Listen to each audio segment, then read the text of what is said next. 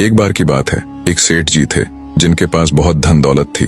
सेठ जी की एक बेटी थी जिसकी शादी उन्होंने एक बड़े और प्रतिष्ठित परिवार में की थी, मगर बेटी के दुर्भाग्य के कारण उसका पति जुआरी और शराबी निकला और उनके घर की सारी संपत्ति धीरे धीरे खत्म हो गई।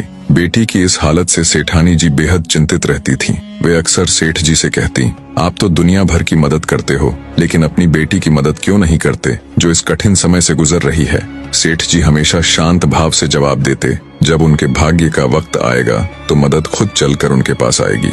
एक दिन सेठ जी किसी काम से बाहर गए हुए थे, तभी उनका दामाद अचानक उनके घर आ पहुंचा। सास यानी सेठानी जी ने दामाद का आदर सत्कार किया और सोचा कि क्यों न अपनी बेटी की मदद की जाए। उन्हें एक उपाय सूझा। उन्होंने मोतीचूर के लड्डुओं में सोने की अशर्फियां छिपाकर रख दी ताकि दामाद को यह लड्डू देकर उसकी आर्थिक मदद हो सके। सेठानी जी ने दामाद को विदा करते समय 5 किलो शुद्ध घी के लड्डू जिनमें सोने की अशर्फियां थीं, उसे उपहार में दे दिए। दामाद लड्डू लेकर वहां से चला, लेकिन रास्ते में उसने सोचा, इतने भारी लड्डू घर तक ले जाने का कोई फायदा नहीं है, क्यों ना इन्हें यही बेच दूं। उसने पास की मिठाई की दुकान पर लड्डू बेच दिए और उन पैसों को अपनी जेब में डाल लिया। संयोगवश उसी दिन सेठ जी घर लौटते वक्त मिठाई की दुकान पर पहुंचे और उन्होंने घर के लिए कुछ मोतीचूर के लड्डू खरीदने का सोचा। दुकानदार ने वही लड्डू का पैकेट सेठ जी को बेच दिया जिसे कुछ देर पहले दामाद ने बेचा था। सेठ जी लड्डू लेकर घर पहुंचे और सेठानी जी को लड्डू का वही पैकेट दिखाया। सेठानी जी ने जैसे ही लड्डू का पैकेट देखा,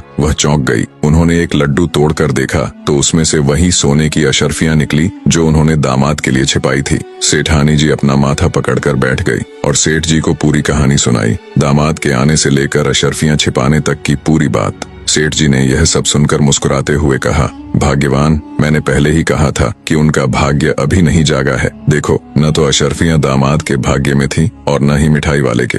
इसीलिए कहते हैं कि भाग्य से ज्यादा और समय से पहले किसी को कुछ नहीं मिलता। कहानी का मर्म यह है कि जीवन में सब कुछ अपने समय पर ही मिलता है। हमें धैर्य रखना चाहिए और जितना ईश्वर देता है उसमें संतोष करना चाहिए। जैसे झूला जितना पीछे जाता है उतना ही आगे भी आता है। सुख और दुख जीवन के हिस्से हैं जो समय समय पर हमारे जीवन में आते रहते हैं। इसलिए किसी की मजबूरी पर कभी मत हंसो। कोई भी अपनी मुश्किलें खरीद कर नहीं लाता और बुरा वक्त भी बिना चेतावनी के आता है। हमें हमेशा समय और किस्मत की कद्र करनी चाहिए।